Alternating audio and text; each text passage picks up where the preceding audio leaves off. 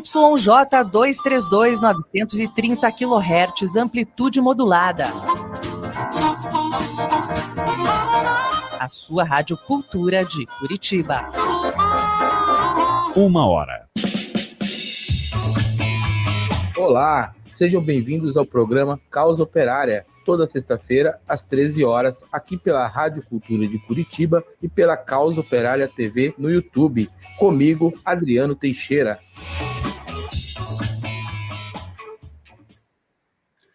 Salve, salve, nobres combatentes! Aqui quem fala é o professor Marcelo Gonçalves Marcelino, que estou no lugar do Adriano Teixeira. Vamos lembrar bem que essa é a reta final das eleições municipais pelo Brasil. São 5.586 municípios brasileiros que entrarão na reta final das eleições municipais. O Adriano é um desses candidatos a prefeito de Curitiba, não, de Paranavaí, no caso, porque nosso prefeito de Curitiba, nosso candidato, é o Felipe Bombardelli. E ele também está na campanha eleitoral assídua nessa reta final. Por isso, eu estou aqui para apresentar o programa hoje no lugar do nobre Adriano. Então, a gente vai fazer um apanhado geral dessa reta final das eleições municipais pelo Brasil, em especial relacionado às nossas candidaturas pelo Brasil inteiro, a do Partido da Causa Operária, e, evidentemente, fazer os devidos comentários sobre o que significam essas eleições municipais pelo Brasil afora. Vamos entender, por exemplo, já de início, que o Partido da Causa Operária, PCO, sofreu sanções inúmeras desde o início do pleito eleitoral. Primeiro, que deixou de receber o fundo do partido durante muito tempo. Apenas há cerca de uma semana atrás, o fundo foi finalmente liberado. Para um partido pequeno, que tem baixíssimo orçamento, a luta política já é desigual por natureza, sem acesso aos meios de comunicação tradicionais, ou até mesmo aqueles que tentam desviar-se dos rumos dos monopólios dos meios de comunicação, não se tem acesso, evidentemente, a um debate minimamente democrático.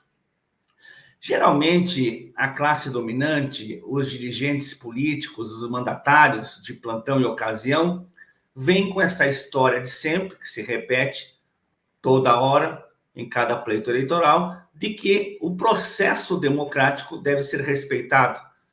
Primeiro, que esse processo democrático ele não existe, assim como a própria democracia, num Estado burguês, num Estado capitalista, controlado pelos meios de comunicação monopolistas, a partir do grande monopólio das organizações Globo, SBT, TV Record e outros tantos organismos, inclusive do imperialismo, que buscam a todo vapor colocar a sua agenda, a sua forma de enxergar o mundo, evitando ao máximo que a esquerda, que os grupos progressistas consigam colocar o seu programa partidário, a sua visão ideológica, as suas capacidades de articulação e desenvolver algo que é, de fato, uma comunicação fundamental para o povo, e nós estamos todos reféns desse monopólio dos meios de comunicação, da publicidade, da propaganda e do marketing geral. Então, o partido deixou de receber esse fundo durante semanas, durante meses, até desde o início das eleições. E só agora, quinta-feira passada, é que o partido teve acesso, finalmente, ao fundo eleitoral. Lembrando que o fundo eleitoral é de baixíssimo orçamento. Baixíssimo. O partido mal consegue fazer o mínimo necessário para divulgar as suas candidaturas. Sejam candidaturas para vereadores, espalhadas pelo Brasil inteiro, como também para as prefeituras. Vejam que essa desproporção, a partir do exemplo nosso, do Partido da Causa Operária, causa realmente um estrago no que o pessoal diz tanto e alardeia que a democracia deve ser valorizada, respeitada e tal. a gente já viu através desse exemplo que, de fato, essa democracia, ela em nada é respeitada, em nada é colocada, de fato, no sentido mínimo sequer de um debate plural, de um debate aberto, em que todos tenham direito de participar. Mas, infelizmente, isso não acontece e nós, da esquerda mais revolucionária, mais militante, mais marxista, estamos sempre correndo atrás, seja de um orçamento, de uma participação popular, das pessoas que nos ajudam a fazer a campanha política. Então, tudo isso faz parte desta desigualdade, não só na disputa eleitoral, mas também em todos os aspectos da vida em sociedade, no capitalismo, no imperialismo mundial. Então, nós aqui temos o papel militante de informar as pessoas que nos acompanham através dos nossos meios de comunicação que esse processo vem acontecendo há muito tempo. Nas eleições anteriores, isso já havia acontecido. O fundo eleitoral do partido não havia sido entregue no tempo que deveria ser colocado para justamente o partido produzir os materiais, a panfletagem, a entrega de uma série de propagandas, fazer cartazes, isto é, toda a infraestrutura mínima necessária para a divulgação do programa político e para o debate nas ruas e com a população em geral. Isso, infelizmente, já vem acontecendo de longa data. Isso, claro, não está restrito apenas ao partido. O PCB também está sofrendo severas restrições e nós temos que deixar registrado isso também. Nós participamos do PCO, sem dúvida alguma, como militantes, mas também defendemos que todas as pessoas, todos os grupos tenham o direito democrático de se defender e também o direito democrático de participar de todos os aspectos que envolvem o grande debate da sociedade. Então, esse é o primeiro aspecto levantado aqui no programa Rádio Causa Operária, divulgado pela TV Rádio Cultura AM 530 de Curitiba, e o papel nosso aqui justamente é de fazer essa denúncia com afinco e também de propor um papel democrático cada vez mais dos partidos de esquerda nas desmistificações do que acontece em relação à tão alardeada democracia. Enquanto a esquerda não compreender que ela está fora dos ambientes, dos processos democráticos e deva, de fato, se unir em pautas que, na verdade, defendem a classe trabalhadora e defendem a liberdade de expressão de forma irrestrita, nós teremos dificuldades enormes de se contrapor à burguesia, à classe dominante e ao imperialismo. Esse é um papel de uma imprensa revolucionária, esse é o papel de um partido revolucionário de lutar até o final das suas forças para defender a democracia verdadeira e defender o povo, os povos oprimidos no mundo, a classe trabalhadora. Bem, grande evento que está acontecendo ultimamente na região do Mato Grosso do Sul diz respeito à movimentação do partido em relação às candidaturas dos nossos queridos índios, os Guarani Kaiowá, que têm reais chances, vejam só, reais chances de até, quem sabe, beliscar uma vaguinha de vereador, caso até pode ser no plural, vereadores, na região de Mato Grosso do Sul, as aldeias indígenas por lá, também, quem sabe, até uma prefeitura. O nosso partido foi aquele que mais lançou candidaturas de povos indígenas dos partidos de esquerda e, acredito eu também, dos partidos em geral, começando pelo grande evento de mobilização que está acontecendo em Mato Grosso do Sul, pelas candidaturas dos nossos queridos companheiros indígenas Guarani Kaiowá. Então, as chances são realmente importantes, e quem sabe conseguimos vencer com a eleição de um vereador, ou até mais, e quem sabe até de uma prefeitura. Essa é uma grande notícia, apesar de que eu acho importante a gente ressaltar no nosso programa, que é um programa militante de toda sexta-feira, das 13 às 14 horas, é que o partido ele tem uma visão que, quando disputa um pleito eleitoral, ele não está partindo para um objetivo eleger um candidato. a nossa próxima visão em relação a alcançar um objetivo como esse deveria se antecipar para pensar em mobilizar o povo antes da próxima etapa de, quem sabe, eleger alguém. Nós estamos interessados em fazer com que as pessoas tenham real consciência política do que acontece na sociedade. Sem consciência política, a construção de uma consciência crítica, não há como avançarmos rumo a candidaturas realmente revolucionárias.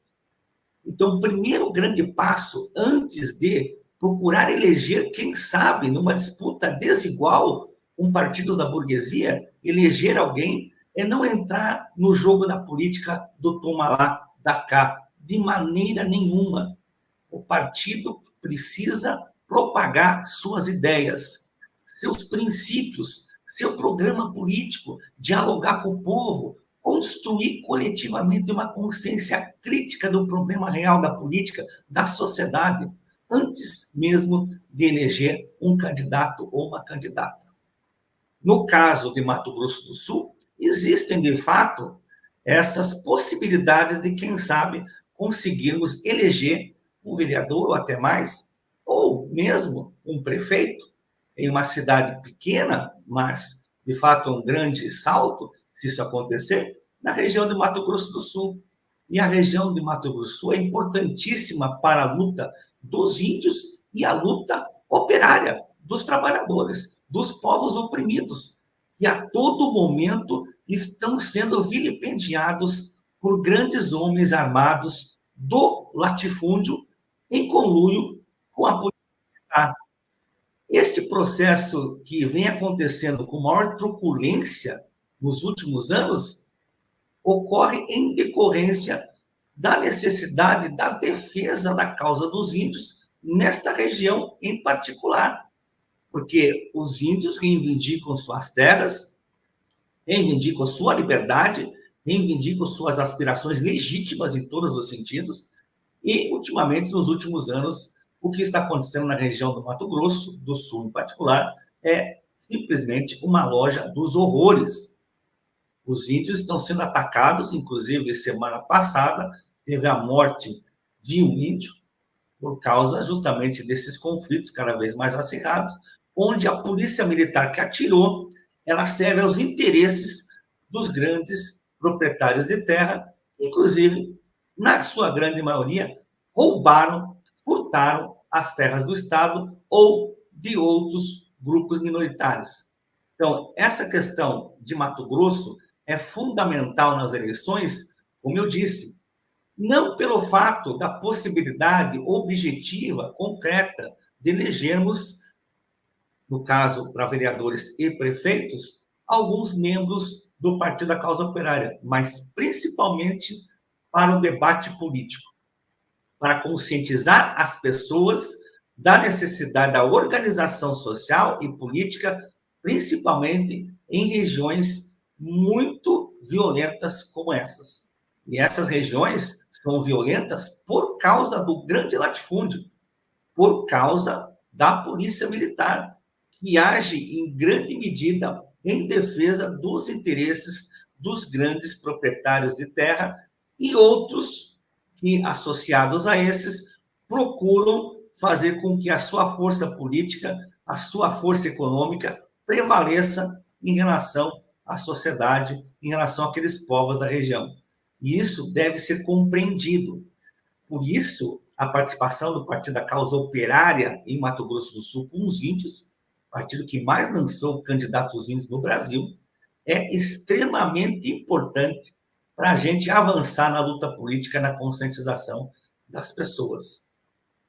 Saindo um pouco de Mato Grosso do Sul, e estou descrevendo rapidamente esse panorama para vocês, que é importantíssimo, da ampliação da base do partido em relação aos povos indígenas estarem participando, nós também temos outras candidaturas, como eu falei, do Brasil inteirinho, que estão a todo vapor, mesmo com as desvantagens já mencionadas por mim no início da nossa conversa. O caso, por exemplo, do João Pimenta, em São Paulo, candidato na capital paulista.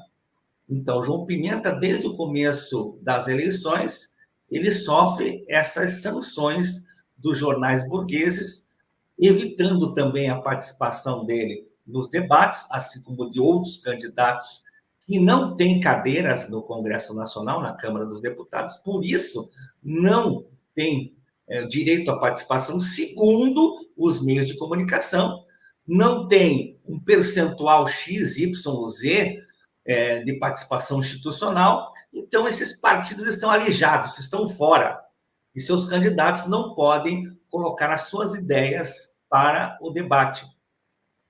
Isso é mais um exemplo de como essa democracia funciona. Nós temos aqui o caso do Roberto Requião de Mello e Silva, candidato pelo Mobiliza, um partido de direita pequeno, uma espécie de legenda de aluguel, e também, mesmo ele sendo um candidato já conhecido de longa data, prefeito de Curitiba já nos anos 80, ex-governador 3 vezes, ex-senador, deputado, mesmo o Roberto Requião tem sido retirado costumeiramente de vários debates com esse tipo de argumentação, de que não tem porcentagem institucional no parlamento, de que o partido tem baixa expressão, ou que eles colocam como desculpa para evitar o bom debate e a participação mínima necessária para a democracia que eles tanto alardeiam. O caso do João é também particular, aquilo que eu estava mencionando, porque justamente como o João Pimenta ele tem as ideias que defendem coisas que não são muito assimiladas pela burguesia, então toda hora ele é colocado numa espécie de coerção. A gente só pode permitir que você fale até aqui, a gente só pode permitir que você comente coisas que, na verdade, sejam o senso comum, o padrão que os outros candidatos apresentam. É mais ou menos colocar uma baliza na voz do candidato daquilo que ele quer se expressar. Vejam, o pessoal diz até que ele não pode propor determinadas coisas porque é inconstitucional. Inclusive, teve um podcast assim, um programa de entrevista desse nível, em que as pessoas diziam para ele que ele não poderia colocar tal proposta, porque essa proposta não seria aceita devido à inconstitucionalidade. Ora, depois a gente olhou que essa proposta é constitucional, sim, e mesmo que ela não fosse, a princípio, dita, aspas, constitucional, é a proposta do candidato. O candidato tem a livre capacidade de se manifestar, de colocar suas ideias, colocar suas propostas, a despeito dos entrevistadores acharem A ou B. Então, esse tipo de armadilha que a imprensa burguesa, a imprensa dos meios de comunicação, seja ela na internet ou nos meios tradicionais, coloca aos candidatos da esquerda, impedindo que muitos desses, como o João Pimenta, na capital paulista, diga aquilo que quer, diga aquilo que o povo precisa ouvir, diga coisas diferentes daquela demagogia burguesa, em que, inclusive, alguns candidatos da esquerda liberal adoram propagar plano de governo, estrutura das cidades, como elas devem ser desenvolvidas, de cima para baixo.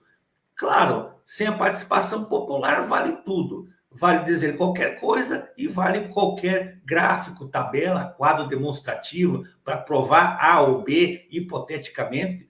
E, na verdade, nós sabemos muito bem que, em grande medida, esses candidatos da burguesia, se chegarem lá, não vão fazer nada. Como de sempre, como de costume. Eles não fazem nada para o povo.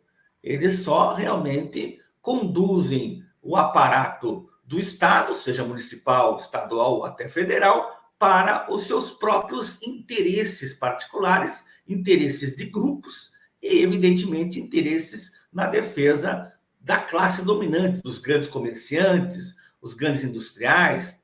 Os banqueiros, então, nem se fale, né? Os banqueiros são aqueles os mais afortunados e já recebem vultuosos recursos, bilhões e até trilhões da dívida pública federal, do orçamento público, que deveria fazer com que as políticas públicas sociais de infraestrutura fossem canalizadas ao povo, elas, infelizmente, são direcionadas do Tesouro Nacional, que é o guardião do orçamento público, para o Banco Central remunerar banqueiros, especuladores financeiros nacionais e internacionais e deixar o povo cada vez mais na miséria e cada vez mais sem a possibilidade de avançar o mínimo socialmente e economicamente possível. Essa cidadania que a gente não tem, que na verdade torna-se uma falácia através desses programas dos candidatos burgueses, é o que a gente costuma assistir nesses debates que a gente vê costumeiramente. Veja o caso do próprio Adriano, que não está aqui no momento. O candidato Adriano à prefeitura de Paranavaí, ele, inclusive, não pôde receber e também o seu programa não pôde ser divulgado porque simplesmente eles acharam que aquilo que ele estava falando não poderia ser vinculado. Ora, ele fez uma denúncia contra o TSE, contra a demora da chegada do fundo partidário, do fundo eleitoral, aliás, porque o fundo partidário não recebe há muito tempo, do fundo eleitoral, e ele simplesmente foi censurado. Né? A participação dele, que já é pequena, e geralmente nossos candidatos não têm voz, né? Geralmente são muito pequenininhas, nós já não conseguimos chegar lá normalmente. E com a censura, nós ainda não podemos fazer denúncias, não podemos fazer críticas mais ácidas e ficamos sempre reféns de processos colocados de forma impositiva de como os cidadãos, aspas, deveriam se comportar diante da política.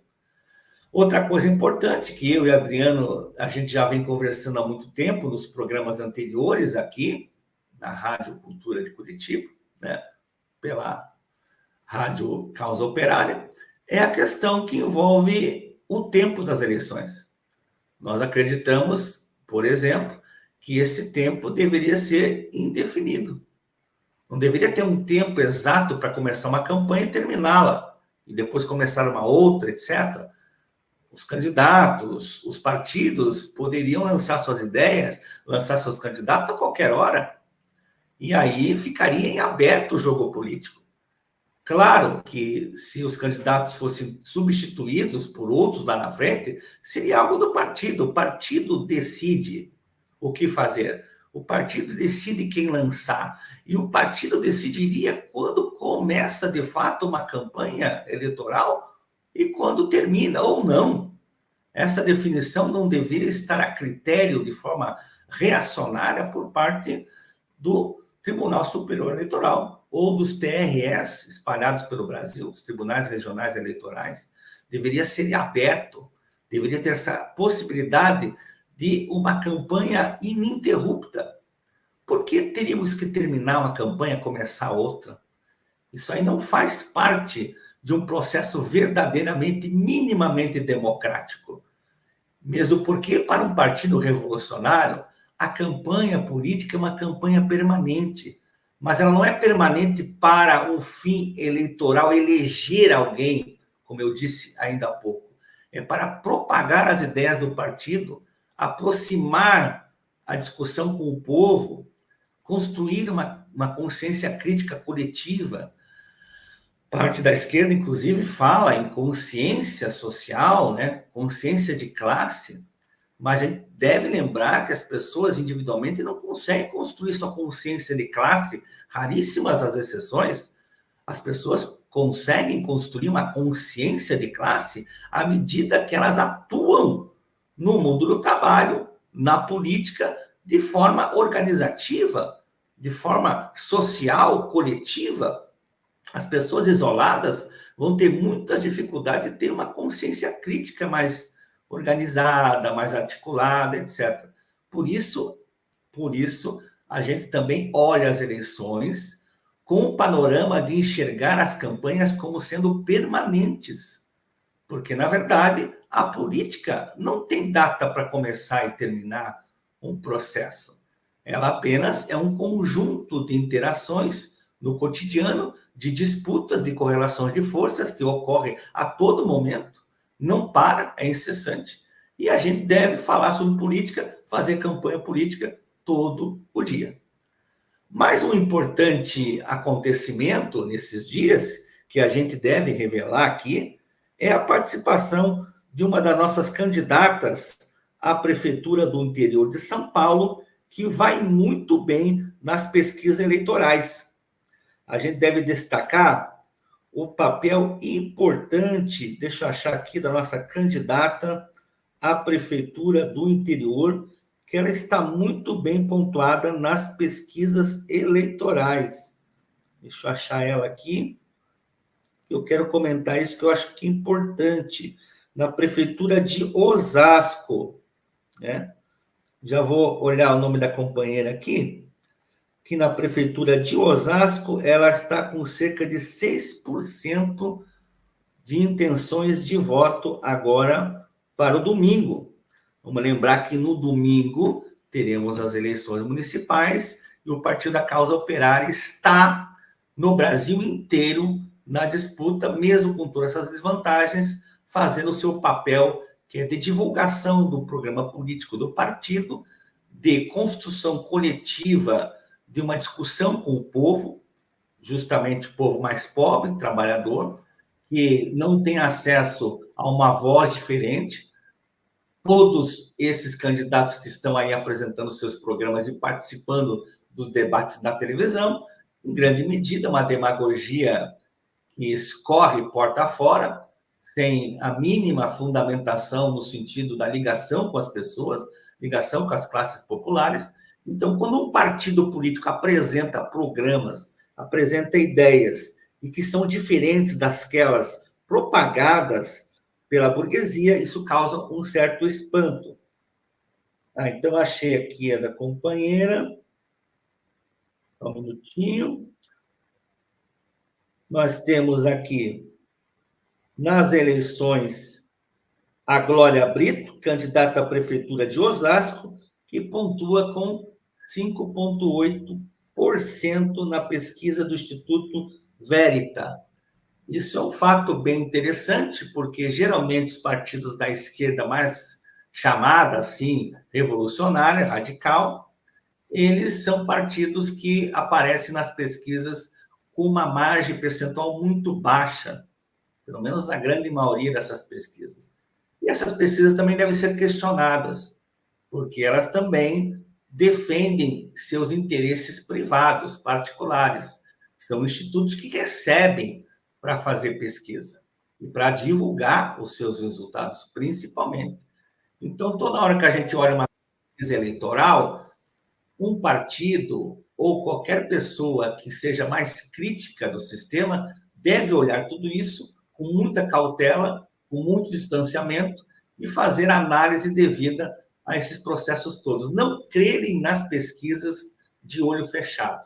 A gente não pode acreditar que as pesquisas elas refletem exatamente aquilo que irá acontecer na decisão do povo quando votar durante o pleito eleitoral.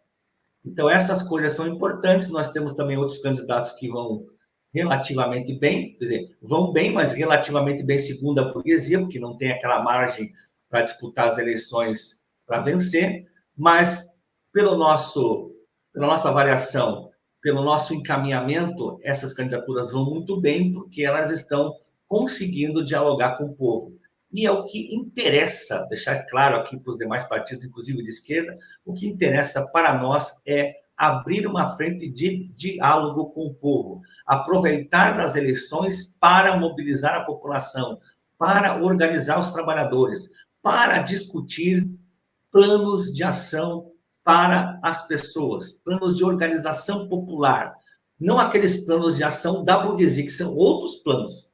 Esses são planos de interesses econômicos deles, e não, geralmente, do povo, que está à míngua a ver políticas públicas e à míngua de ver emprego, renda, tudo aquilo que interessa mais para a população nas cidades, em qualquer lugar do Brasil.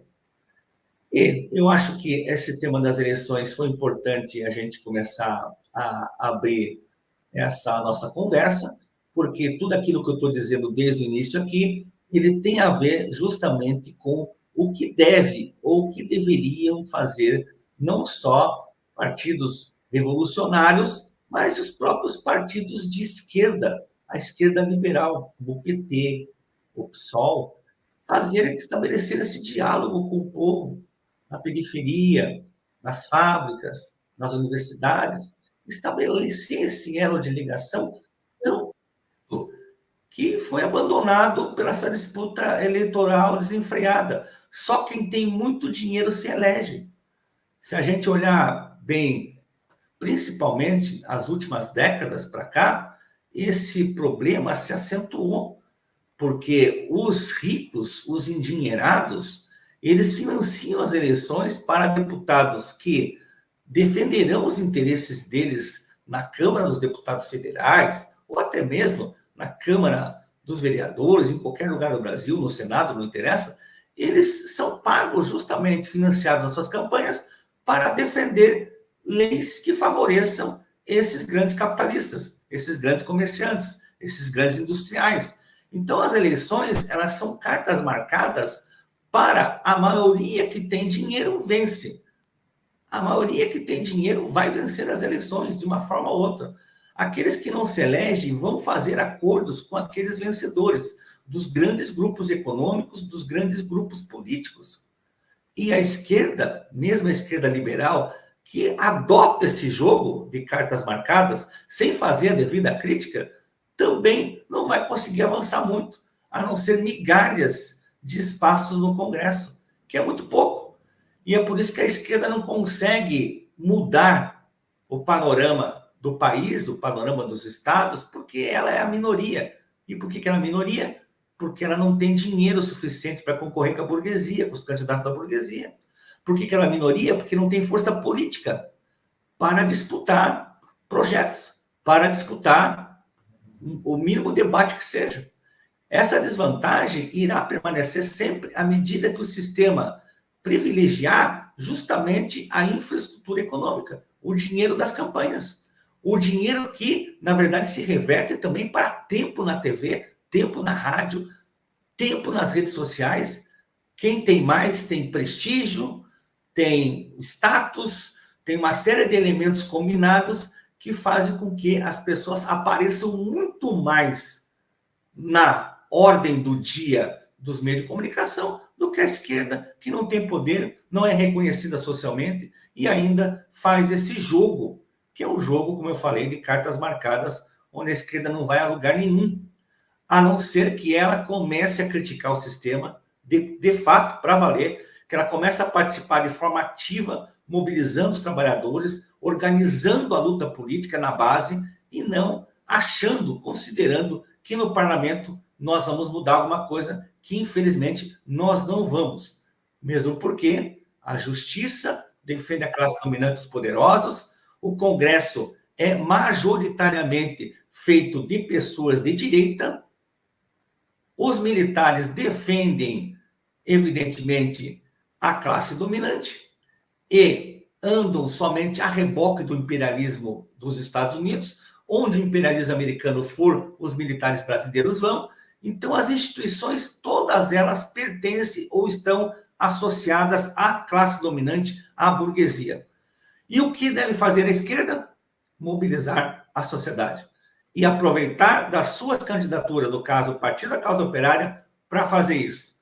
Para organizar o povo, mobilizar as pessoas e construir coletivamente uma consciência crítica. Aí, os nossos candidatos nessa eleição estão muito bem. Estão todos eles engajadíssimos para conquistar o povo, não com demagogia, mas com uma política combativa real, fidedigna e que defende a classe trabalhadora e os povos oprimidos do Brasil e do mundo. Mudando de assunto agora, que a gente já fez um panorama geral crítico sobre a questão eleitoral, sobre as nossas ideias que defendemos aqui desde o princípio, que são ideias marxistas revolucionárias, nós vamos partir para o cenário internacional. Essa semana, grande parte das pessoas assistiu o Irã devolvendo os ataques genocidas contra o povo palestino, não só na faixa de Gaza, mas para além, inclusive, da faixa de Gaza, que os ataques israelenses do terrorismo de Estado e agressão genocida comandado por Netanyahu, o Estado de Israel, a classe dominante associada com o imperialismo, mandando bombas na cabeça de crianças, mulheres, todos os trabalhadores, todas as pessoas possíveis desarmadas, são despendidas uma quantidade enorme de armamento, pessoas mutiladas, pessoas mortas, pessoas desaparecidas diante do caos que a região da Palestina se tornou a partir do momento que o Estado terrorista de Israel decidiu atacar homens, mulheres e crianças desarmados na região desde um ano atrás. Vai completar um ano agora, na terça-feira que vem. Então, vejam, nós chegamos num ponto absurdo desta sociedade, comandada pelo imperialismo norte-americano, que dá o aval para Israel assassinar milhares de pessoas na Palestina. E esse processo não está nem um pouco perto de terminar.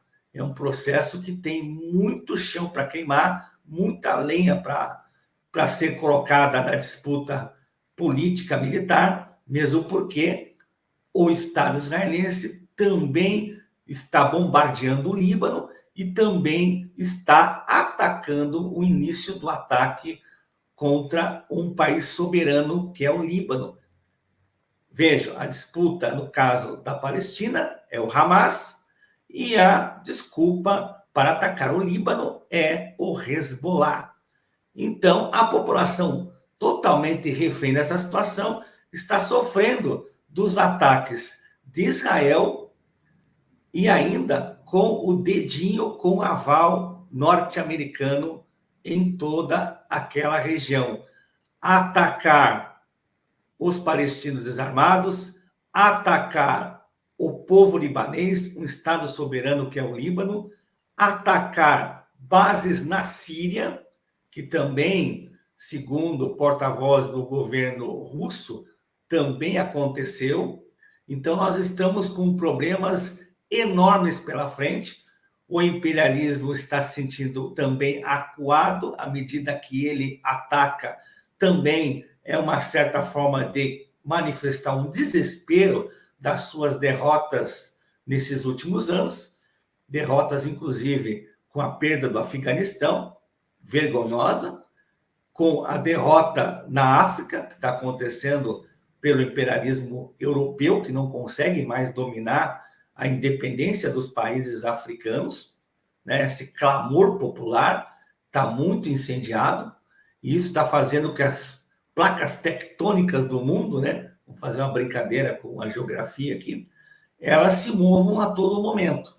Esse movimento está fazendo com que, quem sabe, uma guerra de grandes proporções possa acontecer a qualquer momento a partir da região do Oriente Médio, ou chamado também Oeste da Ásia. Nós também temos 2 anos e meio de conflitos entre a Rússia e a Ucrânia.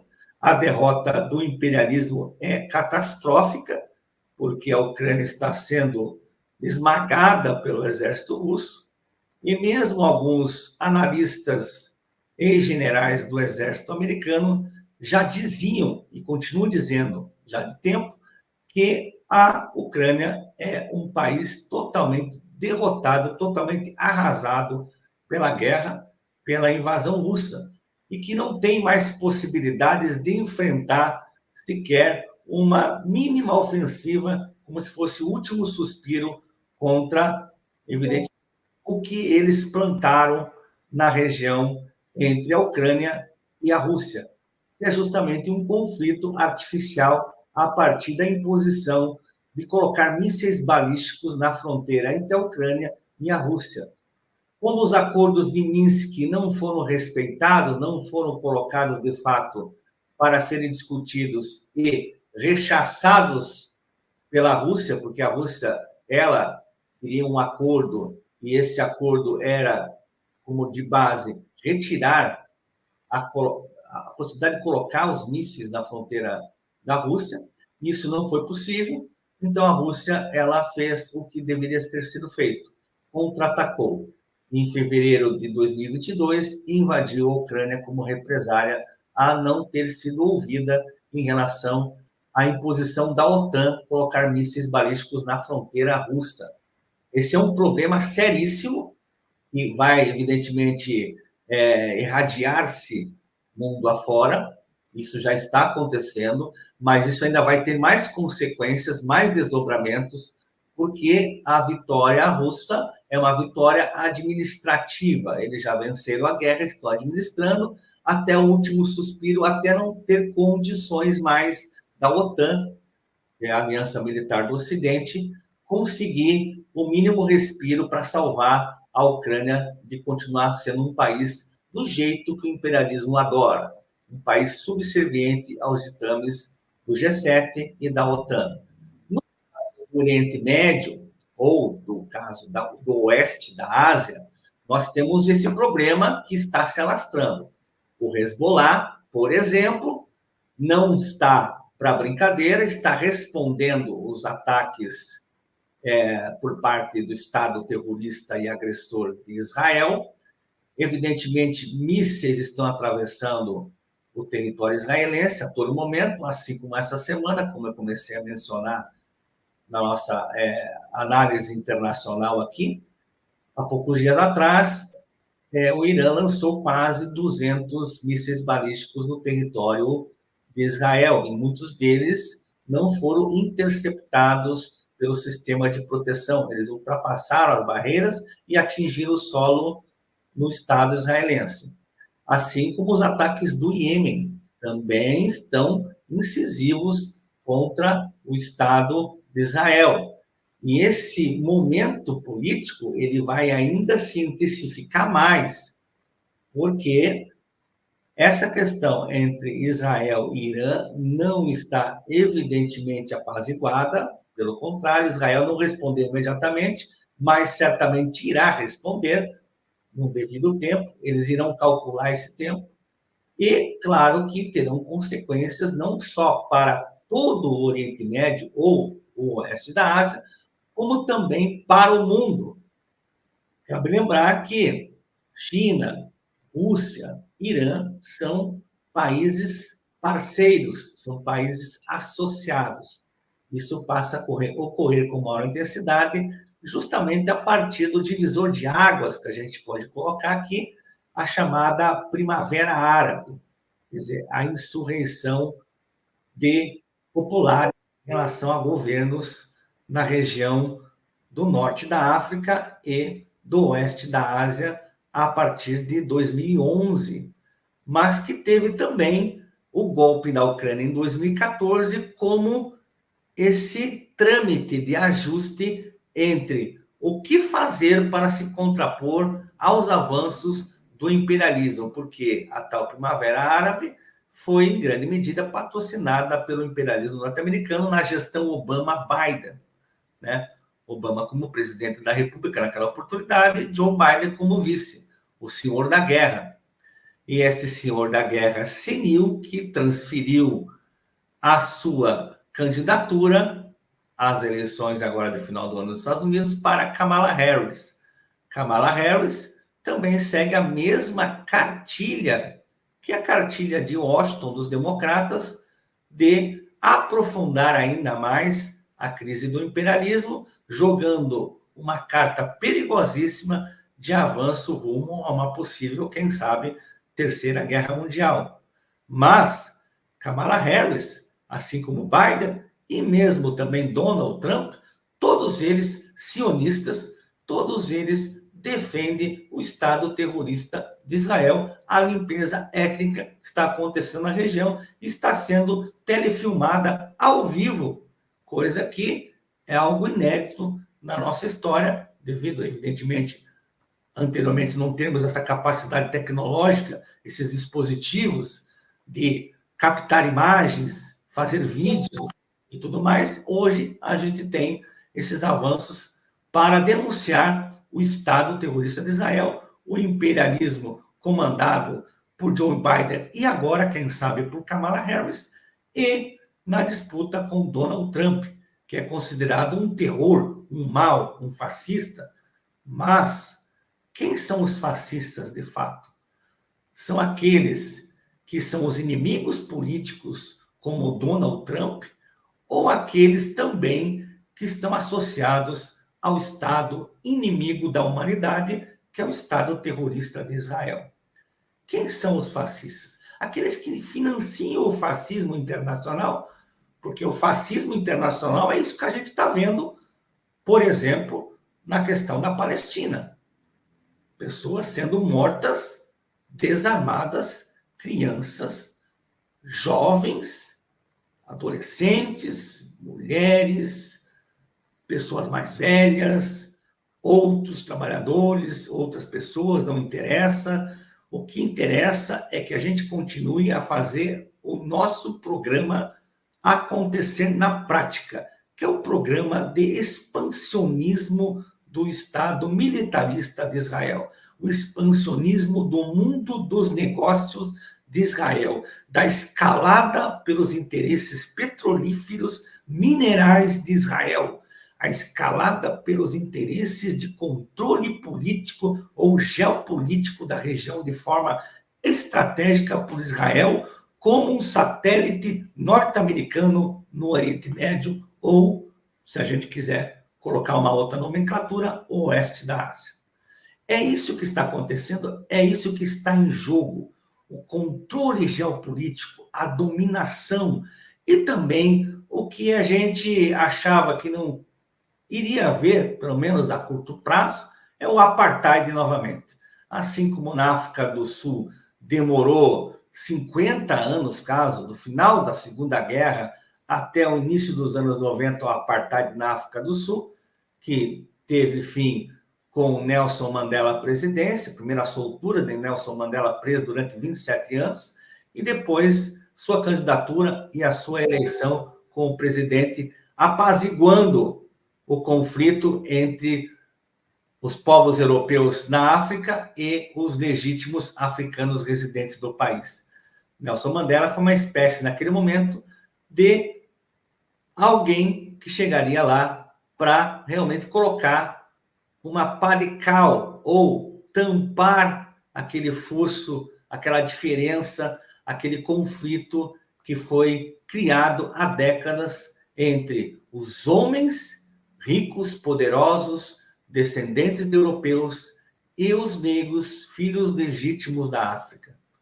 Nelson Mandela fez o trabalho que os brancos queriam, que era justamente terminar com o barril de pólvora que poderia incendiar até mesmo os brancos europeus que dominam e que controlam o país da África do Sul e que controlam a África de maneira geral. Aliás, os governantes africanos, asiáticos, em grande medida, não controlam seus países. Quem controla o mundo é o G7, quem controla o mundo é a OTAN, quem controla o mundo são as forças do imperialismo comandados pelos Estados Unidos da América. Então, vejam, o que a gente está dizendo aqui, claramente para as pessoas, né, de forma objetiva, é que o mundo ele está caminhando rapidamente para um conflito de enormes proporções e, quem sabe, um conflito mundial.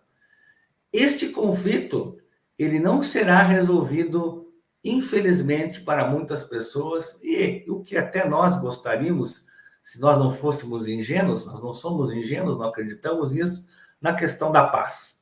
Não ocorrerá nenhum tipo de apaziguamento verdadeiro, real e concreto pela paz. A paz com o imperialismo, ela é impossível.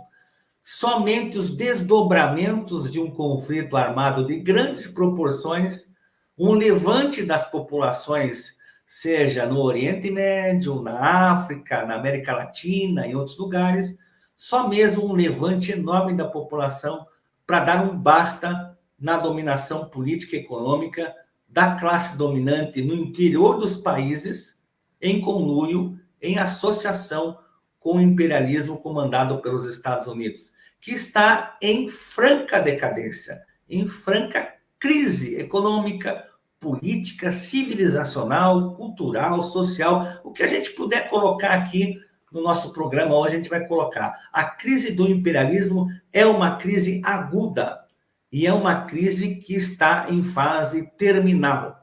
Ela não tem mais para onde ir. O processo tende a uma dissolução.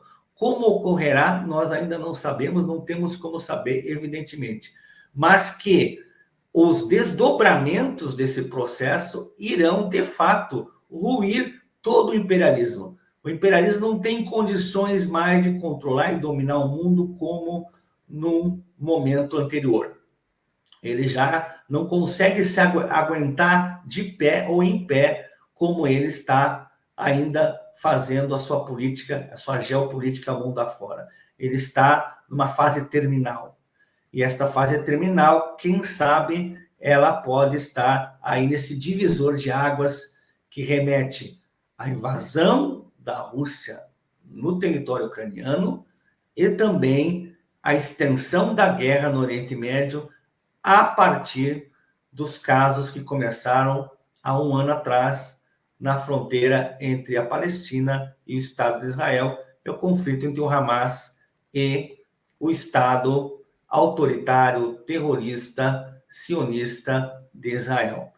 A partir deste momento em que a gente tem uma guerra na Europa e uma outra na Ásia, aí está o momento de imbricação, o momento divisor de águas, onde o mundo, evidentemente, irá se, digamos assim, reconfigurar. Ele vai entrar numa outra fase, numa outra era de readequação.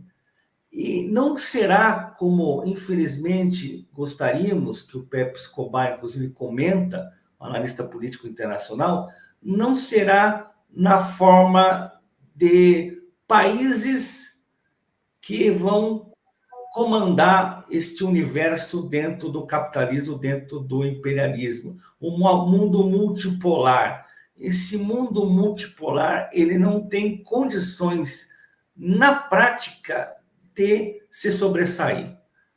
Porque os Estados Unidos e seus consortes europeus, eles não vão aceitar a derrota, que é uma derrota iminente.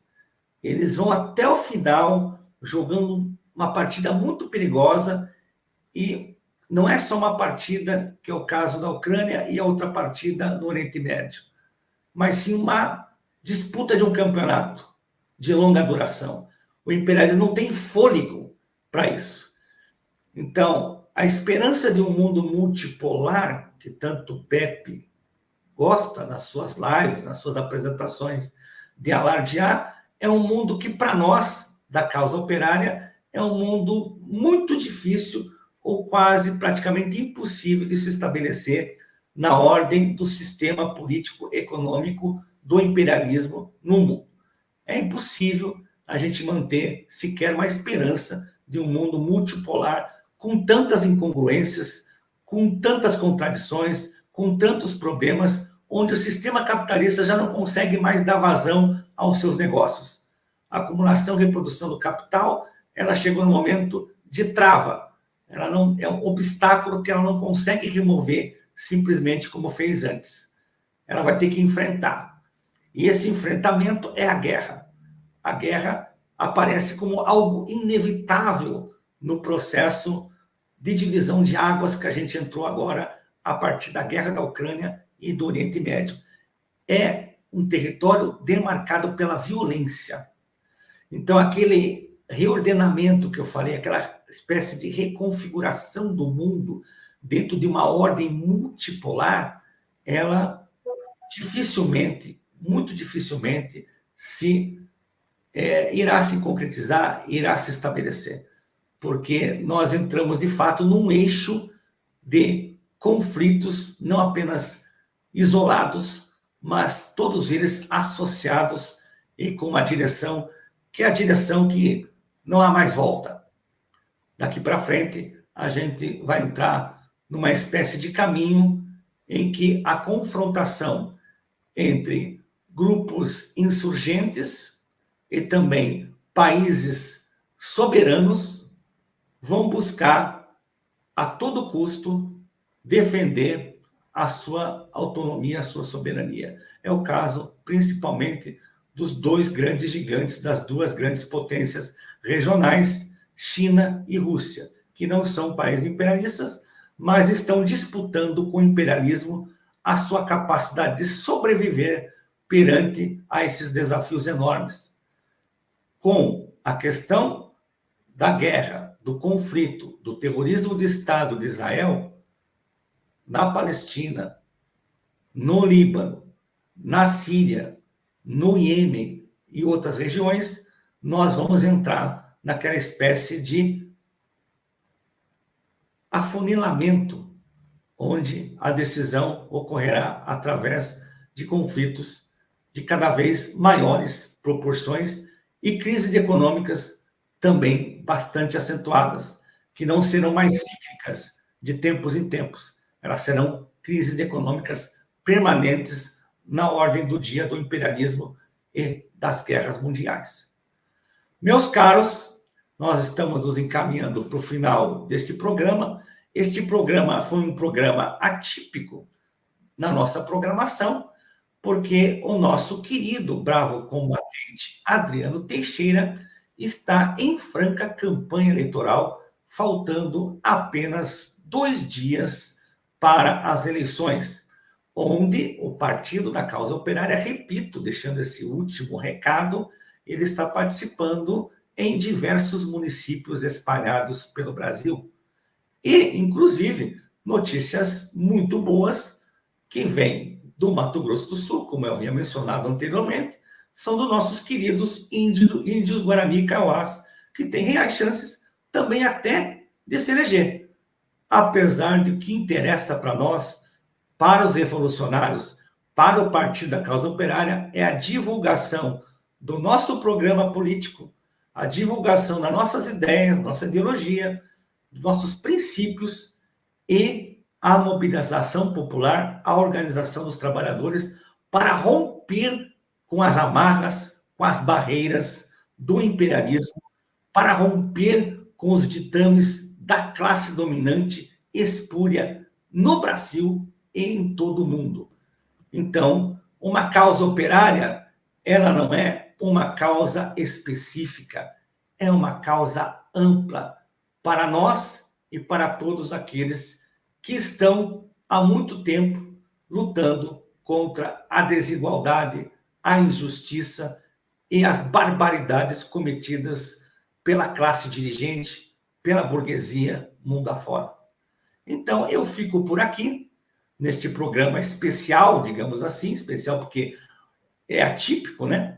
E onde eu, em vez de comentar, como faz o Adriano, chamando as reportagens, as chamadas em determinados momentos, eu fui falando sobre questões que consideramos das mais relevantes dessa semana, que são as eleições, a disputa política e também a, quem sabe, inevitável guerra mundial. O imperialismo agora se defrontando com os povos oprimidos do mundo. Grande abraço a vocês, sucesso e até o próximo encontro.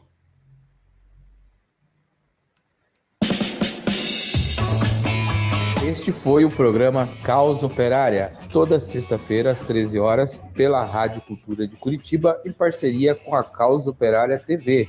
Comigo, Adriano Teixeira. Vai ter comemoração.